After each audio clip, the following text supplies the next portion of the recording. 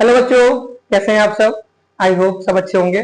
आइए आज एक वीडियो लेकर आए आपके सामने। क्लास 10 का टॉपिक सर्कल हम डिस्कस करने वाले हैं आज। सर्कल में आपको बताइए कि बहुत सारे कॉन्सेप्ट ऐसे हैं जो अभी तक मिस हो चुके हैं, जो आपने क्लास 9 में पढ़े थे बट अभी तक उन्हें कंटिन्यू नहीं कर पाए आप लोग। तो उसी सीरीज में सर्कल के कुछ कॉन्सेप्ट देखेंगे बच्चों पहले, ठीक है। और साथ साथ आपको पता है ऑनलाइन बैच तो चल ही रहा है, ऑफलाइन बच्चे भी बैठे हैं, तो आप लोगों को थोड़ा कम्युनिकेशन भी मिलेगी साथ साथ बीच में, तो आप एडजस्ट करिएगा। सबसे पहले कॉन्सेप्ट क्या आता है, अगर हम देखें क्लास 10 का जो सर्कल है वो थोड़ा सा ब्रॉड है। एक्सरसाइज केवल एक ही है काम की। बड़ा क्यों चैप्टर है, क्योंकि इसमें सर्कल के रेडियस के बारे में बात हो रही है, कॉर्ड के बारे में बात हो रही है, वो हमने 9th में डिस्कस करी है। बट थोड़ा सा डिफरेंट इसलिए इसमें टेंजेंट का रोल आया है। आपको पता है बेटा टेंजेंट क्या होती है, तो टेंजेंट के बारे में भी डिस्कस करेंगे, कॉर्ड के बारे में भी और रेडियस के बारे में भी। शुरू करते हैं टॉपिक जरा। सबसे पहले डिस्कस कर लेते हैं कि सर सर्कल क्या है। सर्कल एक शेप है और 2D शेप है, ठीक है बच्चों। सर्कल क्या है, एक 2D शेप है। 2D शेप का मतलब क्या है मेरा कहने का, कि ये शेप केवल पेपर पे ही ड्रॉ हो सकती है, ये रियल में एग्जिस्ट नहीं करती। आपने पता होगा, ठीक है। एक तो 2D शेप होती है बच्चों, एक होती है क्या 3D शेप, सही बेटा। तो 2D शेप क्यों है कि सर सर्कल जो है वो हमने रियल में नहीं देखा। सर ऐसा हमने देखा सर्कल, 2D सर्कल होती है और सर्कल का रिंग होता है, बट अंतर क्या है वो देखते बेटा। जब हम एक सर्कल ड्रॉ करते हैं तो ये सर्कल है, ठीक है। तो ये क्या है, किसी भी गोल चीज की पेपर पे जब रिप्रेजेंट करेंगे उसे तो इस तरह करा करेंगे। तो किसी भी गोल चीज की, किसी भी राउंड चीज की सर्कल पे रिप्रेजेंटेशन है, ये पेपर पे रिप्रेजेंटेशन है। सर मतलब क्या है कि मान लीजिए ये रियल में एग्जिस्ट नहीं करता, ऐसा मैं कहना चाह रहा हूं। मतलब ये नॉट रियल ऑब्जेक्ट है,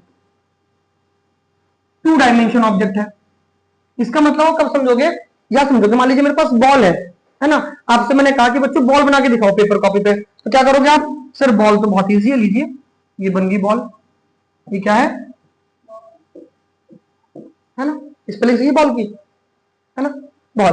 तो अब सिंपल सी बात है सर, ये तो केवल रिप्रेजेंट करा मैं सर्कल से, लेकिन जब ये रियल लाइफ में आया तो रियल लाइफ में सर्कल नहीं था, क्या थी रियल लाइफ में, बॉल थी। तो यही सिंपल सा डिफरेंस है कि जो रियल लाइफ में होता है वो ऑब्जेक्ट अलग होता है, केवल रिप्रेजेंट कर देते हैं इस तरह से।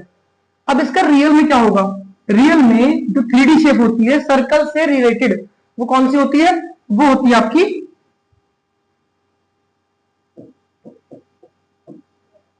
स्फेयर होती है। बहुत बढ़िया, सब मिट गया, स्फेयर होती है।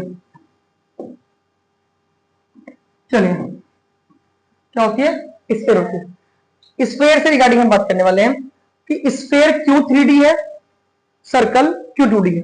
एक छोटा सा डायग्राम में भी डिफरेंस है। अभी आपको सेम दिख रहा है, इसको अगर मुझे अलग दिखाना हो, ये रियल में यहाँ पे एक सेंटर हम बना देते हैं, लेकिन स्फेयर का जब रिप्रेजेंटेशन दिखाते हैं हम क्लासेस में बताते हैं और ऑफलाइन में भी, कि इसके जो भी रिप्रेजेंटेशन दिखाते हैं इसको यहाँ पे बीच में सेंटर नहीं दिखाते। ये बेसिक डिफरेंस है इसे बनाने में। जब सर्कल बनाया जाएगा तो वहां पे बीच में सेंटर दिखाया जाएगा, जब स्फेयर बनाया जाएगा तो बीच में सेंटर दिखाते नहीं हम। तो समझ जाएंगे कि शेप में भी दिखाने में जो बोर्ड पे बनाते हैं वो अंतर होता है, ठीक है। लेकिन ये भी कैरेक्टर है, सर्कल की शेप ही तो है। तो सर्कल हम पढ़ने वाले हैं, शेप 2D की तरह है। रियल लाइफ में क्या क्या एग्जाम्पल है, सर्कल के बॉल हो सकता है रियल लाइफ में, क्या हो सकता है और क्या हो सकता है, क्या बेटा, बैंगल हो सकती है, चूड़ी हो सकती है, और कोई कड़ा हो गया, अगर बॉयज जो पहनते हैं कड़ा, या जो भी आपको दिख रहा हो दिमाग में कि कोई खाने की चीज, नींबू हो गया, या जो भी ऐसे इडेबल आइटम्स है। तो ऐसा हम समझे रियल लाइफ में अलग है। उस रियल लाइफ की जो चीजें हैं, ऑब्जेक्ट हैं, उनका जब हम पेपर और पेन लेके कागज पर बनाते हैं, पेपर पर बनाते हैं, तो उसे हम 2D शेप में सर्कल ग्रुप में बनाते हैं सबको। सर्कल इसे क्या होता है कि 3D ऑब्जेक्ट्स का 2D रिप्रेजेंटेशन देता है वहां पे, ठीक है। अब इसके बाद क्या है, इसके बाद ये इसकी प्रॉपर्टी, सबसे पहली प्रॉपर्टी क्या है कि इसकी रेडियस के बारे में करते हैं कि सर्कल अगर हमारे पास है तो इसकी रेडियस क्या होती है। देखिए सर्कल हमारे पास है, एक और सर्कल हमारे पास है, ठीक है सर। इसमें पता है कि डिस्कस करते हैं कि सेंटर है, सेंटर से इसके आउटर पार्ट पे जहां भी टच करेंगे सर्कल की रेडियस है, सबको पता है, कोई डिस्कस करने की बात नहीं है। इसके अलावा सर्कल की जो रेडियस होती है सर्कल के अंदर होती है, ये भी हमें पता है। अगर हम सर्कल के 2 पॉइंट को टच कर दें तो वहां से क्या निकल के आती है, कॉर्ड। ये क्या है, रेडियस। तो ज्यादा तो अंतर नहीं है, बस अंतर क्या है, अब इस कॉर्ड में तो बहुत सारे कॉर्ड हो सकती है। ये भी एक कॉर्ड है, ये भी एक कॉर्ड है बच्चों, ये भी एक कॉर्ड है, मतलब they can be many chord. ऐसे ही they can be many radiuses. बस शर्त क्या है, सेंटर से स्टार्ट और कॉर्नर तक जानी चाहिए। ठीक है, अब इसमें जो कॉर्ड है उस कॉर्ड में छोटी कॉर्ड्स भी है, बड़ी कॉर्ड भी है। कोई एक ऐसी कॉर्ड भी होगी जो सबसे बड़ी होगी, the biggest chord, largest chord. उस लार्जेस्ट कॉर्ड को हम क्या बोलते हैं,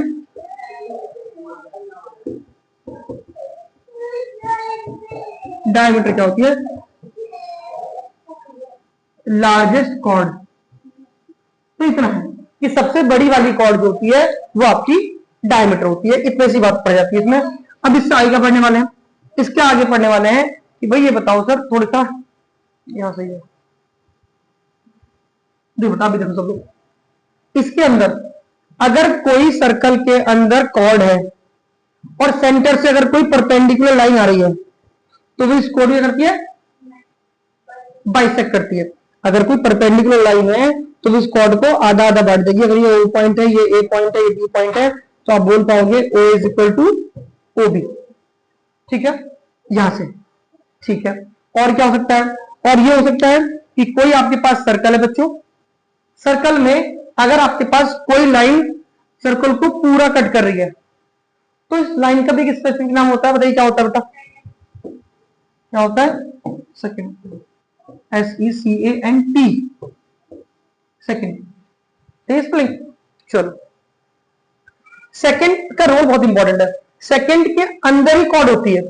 सेकंड अगर पूरी है लाइन तो वो सेकंड बोलते हैं, और जो उसका अंदर वाला पार्ट है यहां से यहां तक का, तो वो क्या होता है, वो आपका कॉर्ड होता है। तो सेकंड के अंदर मतलब chord is the part of secant, ये बोल सकते हैं। इसके अलावा क्या डिस्कस करना है, देखिए बेटा, इसके अलावा क्या डिस्कस करना है,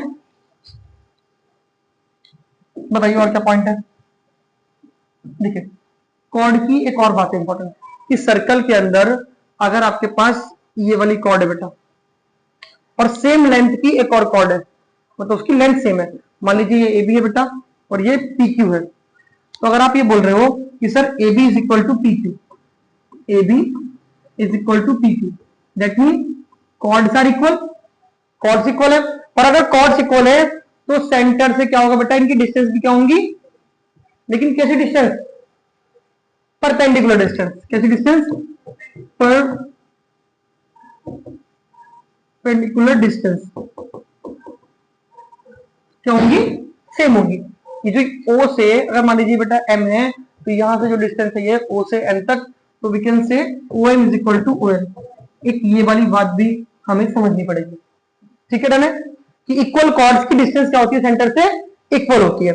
इससे आगे क्या डिस्कस करने वाले हैं, और देखिए बेटा बहुत सारी चीजें इसके अंदर है जो आपको याद रखनी है धीरे धीरे। इसके बाद अगर हमारे पास कोई सर्कल है,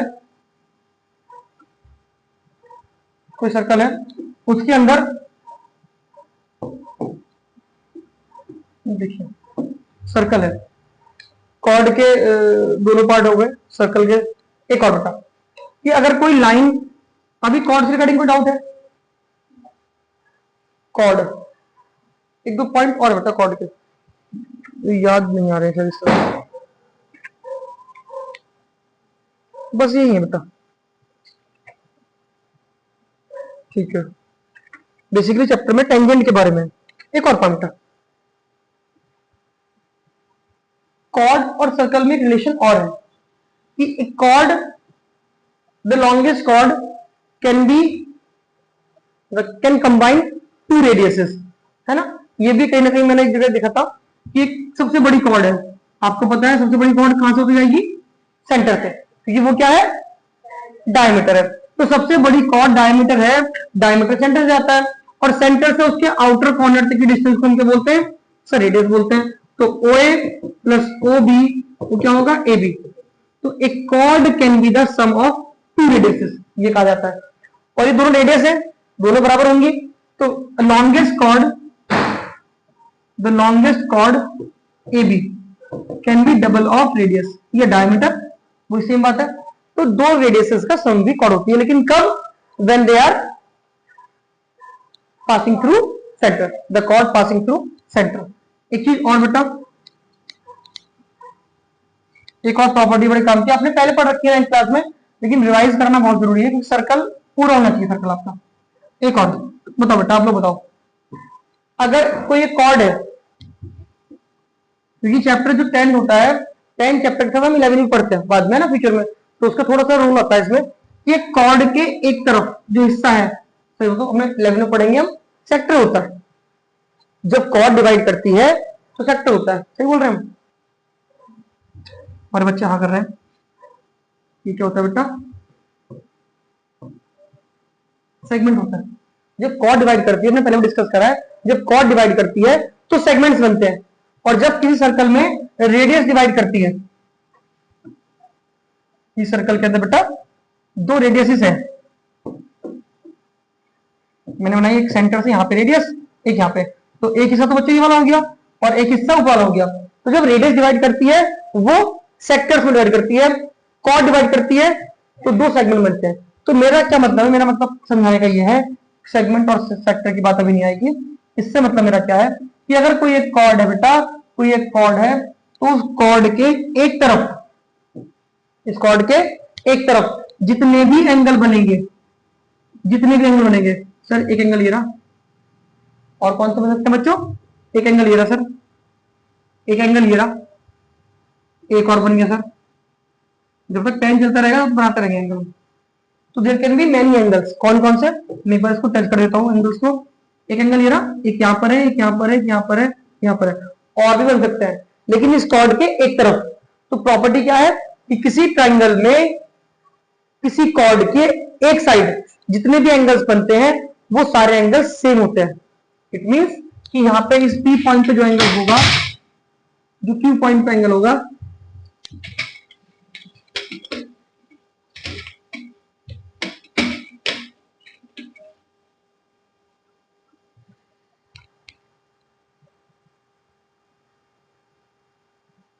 ठीक है बेटा, आइए थोड़ा जरा लाइट का डिस्टर्बेंस हो गया था, देखिए आप दोबारा से वीडियो कि जो P पॉइंट पे, Q पॉइंट पे, R पॉइंट पे, S पॉइंट पे, T पॉइंट पे, जितने भी ये पॉइंट है, जो भी इन पे एंगल्स बनेंगे, ऑल एंगल्स आर इक्वल। ये प्रॉपर्टी काम आएगी हमारे क्वेश्चंस करने में।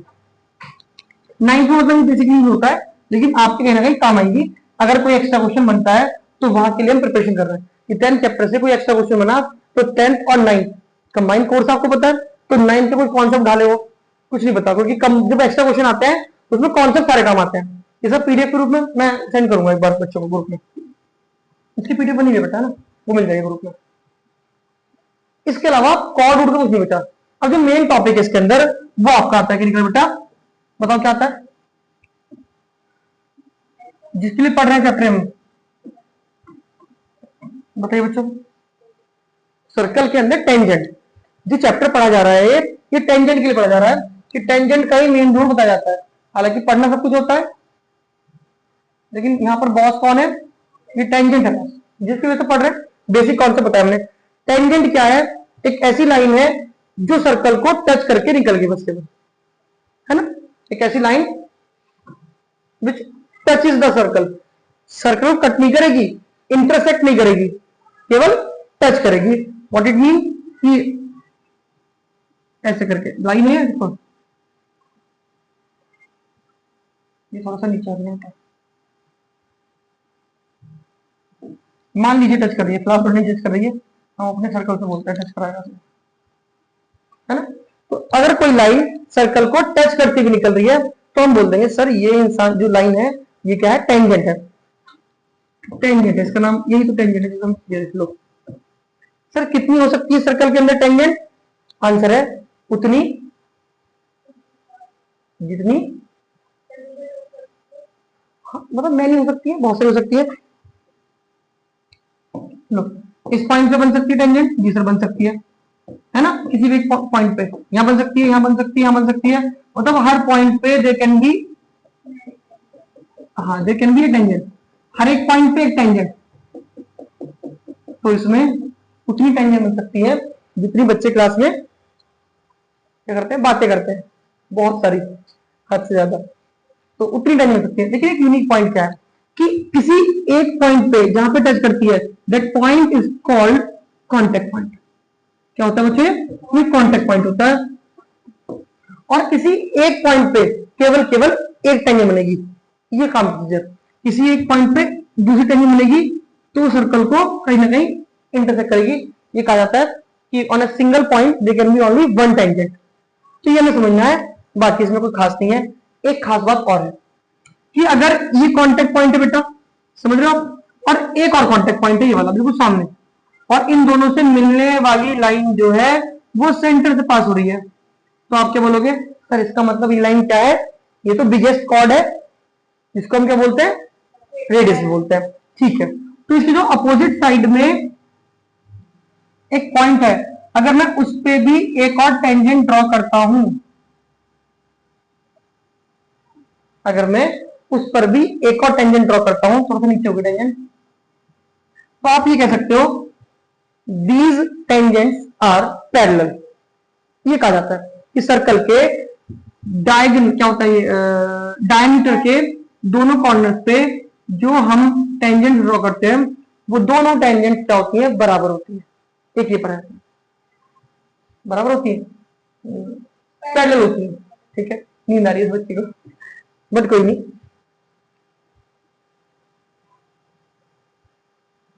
ठीक है, आगे भी देखते हैं। इसके अलावा क्या बच्चों, देखिए भाई जो बच्चे ये कैमरे के उधर बैठे हैं और जो पढ़ रहे हैं, ये भी थोड़ा ध्यान लगाइए पढ़ाई में।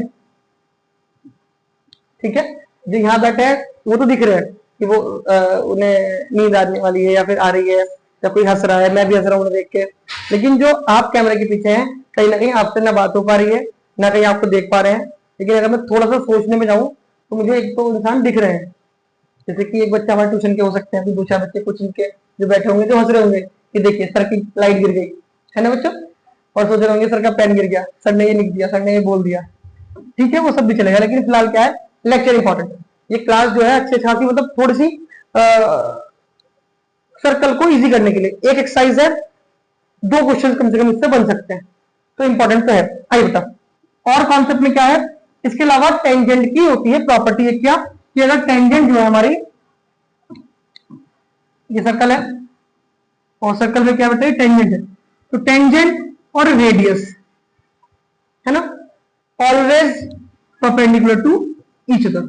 अगर बेटा कोई रेडियस है और एक टेंजेंट है, तो I can say OA is radius must be perpendicular to PQ। ये स्टेटमेंट आपको पता होना चाहिए, काम आएगा प्रूफ करने में, काम आएगा क्वेश्चन सॉल्व करने में, ये बड़ी काम की चीज है। ठीक है, तो टेंजेंट में पहली बात क्या है कि टेंजेंट सर्कल को टच करती जाती है, और डायमीटर के दोनों का टेंजेंट क्या होती है, पैरेलल होती है। टेंजेंट और रेडियस में एंगल कितना होता है, 90 होता है। और वन मोर थिंग, जो टेंजेंट होती है किसी सर्कल पे, सबसे खास बात, जिसको क्वेश्चन बहुत सारे हैं, किसी आउटर पॉइंट से अगर मैंने एक टेंजेंट खींच दी, ये टेंजेंट है बच्चों, और यहां पर भी क्या है, टेंजेंट है, तो किसी आउटर पॉइंट से जो टेंजेंट होती है वो ऑलवेज इक्वल होती है आपस में। इस पे भी बहुत सारे क्वेश्चन बच्चे कर चुके होंगे एनसीईआरटी को, वो कहीं ना कहीं इस बात को रिलेट कर पा रहे होंगे कि इस पे भी क्वेश्चन है। ठीक है, तो ये हुआ आपका सर्कल का थोड़ा कॉन्सेप्ट। एक दो पॉइंट और बचते हैं, उन्हें मेंशन कर रहे हैं एक बार। बेटा क्या बेटा, मिड पॉइंट ये रहा, हाँ सर्कल को। अच्छा एक चीज और, एक बच्ची ने इस बात से याद दिला दिया कि अगर मिड पॉइंट है तो रेडियस भी होगी सर, ऑलवेज होंगी सर, रेडियस क्यों होने की, और रेडियस और टेंजेंट के बीच में एंगल कितना होगा सर, 90 होगा। बच्चों होगा कि नहीं होगा, 90 होगा। तो अगर ये मैं ये 90, तो अगर मैं इन दोनों का सम देखूंगा तो इन दोनों का सम कितना होगा, 180 बैठेगा। इस पे बहुत सारे क्वेश्चन बाहर से क्वेश्चन आते हैं, जो हमने शीट प्रिपेयर करी है बाहर वाले क्वेश्चन की 10th क्लास की, उसमें ऐसे क्वेश्चन 3 है जिसमें इन दोनों के सम पे क्वेश्चन आए हुए हैं। सिंपल सी बात है, इन 1 2 3 4 काउंटिंग सबको आती है, 4 अगर पॉइंट्स है तो क्वाड्रिलेटरल है, क्वाड्रिलेटरल है तो सम ऑफ एंगल कितना होगा सर, हमें नहीं पता, लेकिन मैं बताऊंगा 360, तो आप याद कर लोगे सम ऑफ एंगल। ठीक है, कैसे निकालते हैं सम ऑफ एंगल, एक फॉर्मूला पढ़ा था ना हमने, n माइनस कुछ करके वो फॉर्मूला था, देखना उसको, मुझे भी याद नहीं है अभी। फिलहाल क्वाड्रिलेटरल में सम कितना होता है बेटा, 360, ट्रायंगल में 180। तो अगर 360 सम है, 90 90, 180 यहां से गायब हो गया, तो कितना बचेगा 180। तो इन दोनों एंगल से सम कितना होता है बेटा, 180। एक बात और हो गई, एक बात और इसमें अपने कॉन्सेप्ट में ऐड करो कि अगर ऐसा हो गया कि इस पॉइंट को इस पॉइंट से मिला दिया हमने, तो these angles are also equal. अगर ये x है तो ये भी x है ना, ये बाइसेक्टर लाइन होती है कुछ केस में। हाँ इधर की इसमें भी क्वेश्चन करेंगे हम लोग।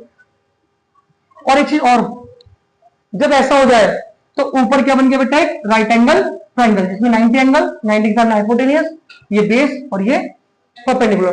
तो इस तरह से कौन सा होता है। तो ये क्या है, हमने सर्कल के कॉन्सेप्ट डिस्कस कर रहे हैं। अब नेक्स्ट वीडियो में हम डिस्कस करेंगे इसके रिगार्डिंग क्वेश्चन।